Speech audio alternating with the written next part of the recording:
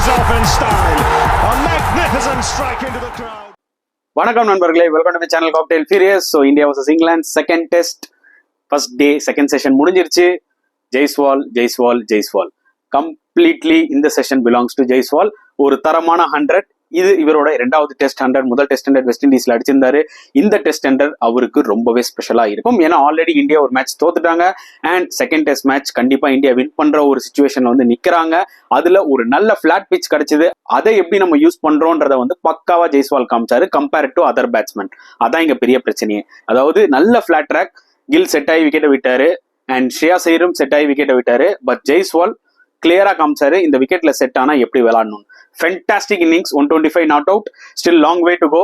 So எனக்கு அவர்கிட்ட பிடிச்சது என்னன்னு பார்த்தீங்கன்னா, இந்த இன்னிங்ஸ்ல ஸ்பெசிஃபிக்கலி நான் ஏற்கனவே ஃபர்ஸ்ட் செஷன் ரிவ்யூல சொல்லியிருப்பேன். அதாவது மிக்ஸ்டு காஷனா இருந்துச்சு. அதாவது அட்டாக்கிங் ஷாட்ஸும் விளையாடினாரு. அட் த சேம் டைம் அவரோட டிஃபென்ஸ் வந்து பாத்தீங்கன்னா ரொம்ப டைட்டா இருந்துச்சு. எஸ், சம்டைம்ஸ் அவர் வந்து பாத்தீங்கன்னா அந்த outside off stump cover drive விளையாடும் போது கொஞ்சம் ஆன் தி ஏர்ல விளையாடுறாரு. ஏன்னா அது பாட்டம் மேன் யூஸ் பண்றதுனால.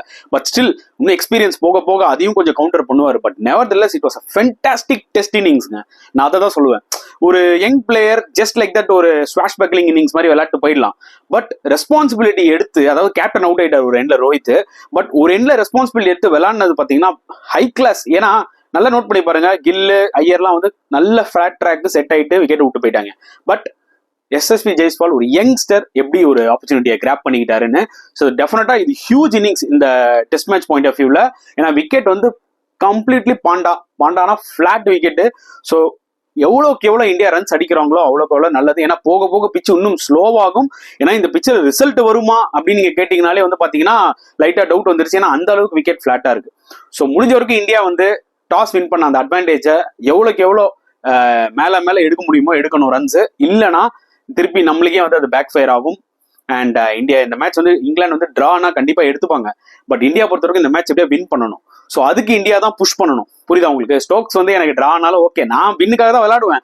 ஈவன் தோ பிச்சு ஃபிளாட்டா வந்து டிரா ஆயிடுச்சுன்னா எனக்கு ஒன்றும் பிரச்சனை இல்லப்பா, நான் 1-0 லீட்ல தான் இருப்பேன் அப்படின்னு அவர் நினைப்பாரு.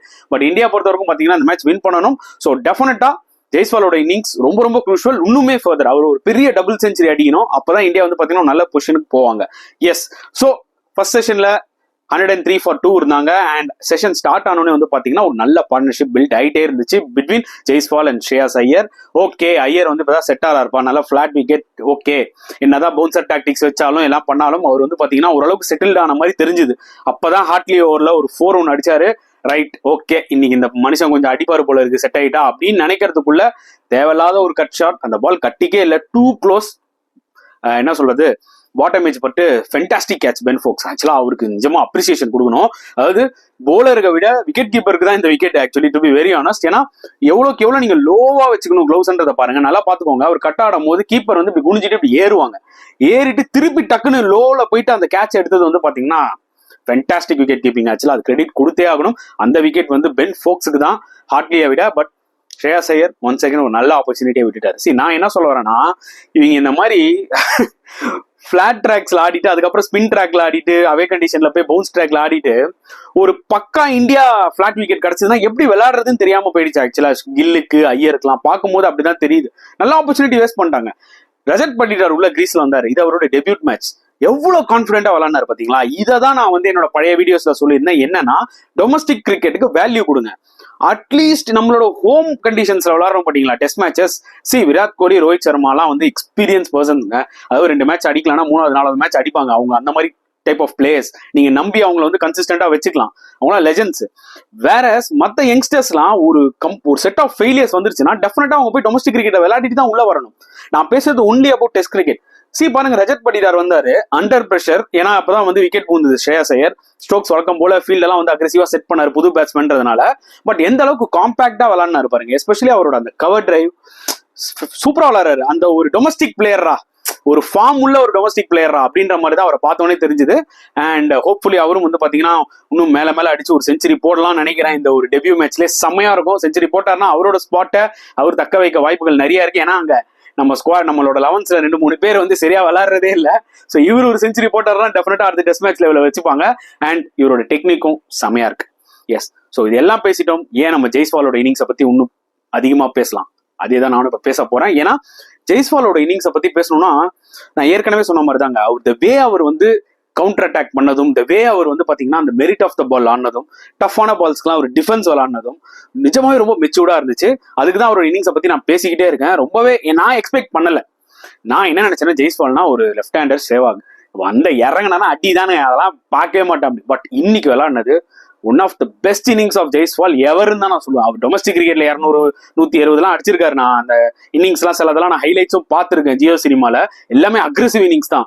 பட் இதுதான் அவரோட கெரியர்ல டிபிக்கல் டெஸ்ட் இன்னிங்ஸ், ரெஸ்பான்சிபிலிட்டி எடுத்து விளையாடினது. Huge salute to him. England பொறுத்த வரைக்கும் பாத்தீங்கன்னா எஸ், பென் ஸ்டோக்ஸ் நல்லா ஃபீல்ட் செட் பண்ணாரு, கொஞ்சம் டைட்டா போலிங் போட்டாங்க, எல்லாமே நல்லா போட்டாங்க. எனக்கு என்ன ஒன்னே ஒன்று டிசப்பாயிண்டடா இருந்ததுன்னா ஏன் அவங்க வந்து பெருசா ரெஹான் அஹ்மத் யூஸ் பண்ணல. எனக்கு இன்னும் ஜோ ரூட்டை கொஞ்சம் ஓவரா நிறைய யூஸ் பண்ண மாதிரி தோணுச்சு பென் ஸ்டோக்ஸ். அதனால கொஞ்சம் ரன்ஸ் அதிகமா போச்சு. ஏன்னா பிச்சில் எதுவுமே இல்லை, அதனால ஜோ ரூட் இன்எஃபெக்டிவ் ஆயிட்டாரு.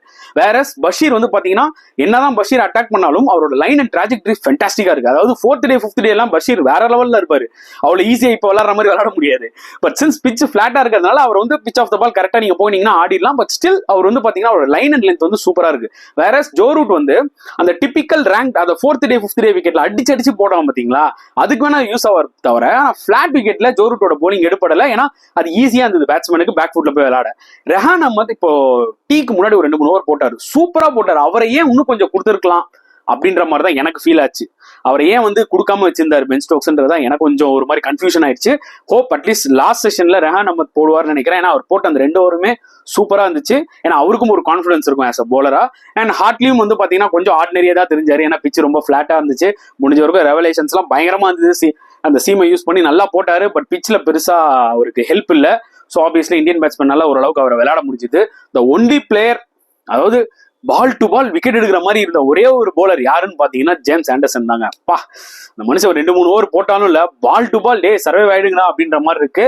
அண்ட் ஒரு விஷயம் நல்லா புரிஞ்சுக்கோங்க, இங்கிலாந்து பொறுத்த வரைக்கும் இப்போ பால் கொஞ்சம் ஓல்ட் ஆயிருக்கு. டெஃபினட்டா ஆண்டர்சனோட அந்த ரிவர்ஸ் ஸ்விங் ட்ரை பண்ணுவாங்க. பட் ஃபர்ஸ்ட் டே பிச்சு வந்து என்ன சொல்றது, கிரவுண்ட் கண்டிஷன்ஸ் பாத்தீங்கன்னா லஷ் கிரீனா இருக்கு. அதனால அந்த அளவுக்கு ரிவர்ஸ் இருக்காது. பட் ஸ்டில் ஆண்டர்சனோட எக்ஸ்பீரியன்ஸ்க்கு எப்படி வேணாலும் பாலை வந்து இப்படி மூவ் பண்ண வைப்பாரு. ஸோ ஆண்டர்சனோட நெக்ஸ்ட் ஸ்பெல் தான் ரொம்ப குரூஷியல் இந்தியாவுக்கு. அதை கொஞ்சம் பார்த்து ஆடிட்டாங்கன்னா I think we can move ahead அப்படின்னு தான் சொல்ல முடியும். So completely session 2 belongs to India, அவ்வளவுதான் என்னால சொல்ல முடியும். இங்கிலாந்து இந்த செஷன்ல கம்பேக் ஆகணும்னு பார்ப்பாங்க. 3rd செஷன் மட்டும் இந்தியா எப்படியா டாமினேட் பண்ணிட்டாங்கன்னா சூப்பரா இருக்கும்ன்றதான் என்னோட ஒரு ஃபீல். உங்களோட கருத்துல தாராளமா கமெண்ட் செக்ஷன்ல போடுங்க. ஸோ இன்னைக்கு டே முடிஞ்சோடனே அந்த ரிவ்யூல பாக்குறேன் ஃப்ரெண்ட்ஸ். Until then, bye.